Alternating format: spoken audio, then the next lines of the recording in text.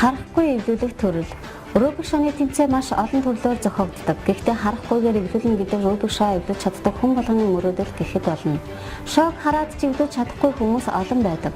Эдгээр хүмүүсийн хувьд харахгүйгээр эвлүүлнэ гэдэг бараг бүтшгүй бөгөөд төсөөлөхөд бэрх зүйл юм. Үүнийг зөөхөн хэдэн хүн чаддаг. Харахгүйгээр эвлүүлэх төрөл нь шоог эвлүүлэх болон мөн ой тогтоолтын зарчмыг ашиглан шооныхоо өнгөнүүдийг цээжилдгээрээ бусад төрлүүдээс онцлог бөгөөд илүү хүнд юм. Харин үүнийг Монголын шооны холбооны тэргүүн Ханц Сүрэнгийн Хатанбаатар харахгүй эвлүүлж 25-аар суваг телевизийн амжилт нэвтрүүлэг мөн TV5 телевизийн амжилтын төлөө нэвтрүүлэгт тус оролцож гайхамшигыг үзүүлж чадсан юм. Мөн саяхан Францын Сантес хотод болсон дэлхийн шооны холбооны албан ёсны тэмцээн болох Open Good Project тэмцээн Монголын иргэн Лавгийн Эрэлхийг Баатар Рубикийн шоог харахгүй эвлүүлэх төрөлд оролцож 6 минут 5249 секунд эвлүүлж улсын шиндээд амжилт тогтоосон байна. Харахгүйгээр шоог эвлүүлэхэд хоёр гол хүчин зүйл байдаг. Эхнийх нь холигдсон шооныхоо өнгөнүүдийг цээжлэх, хоёр харахгүйгээр эвлүүлэх явдал юм.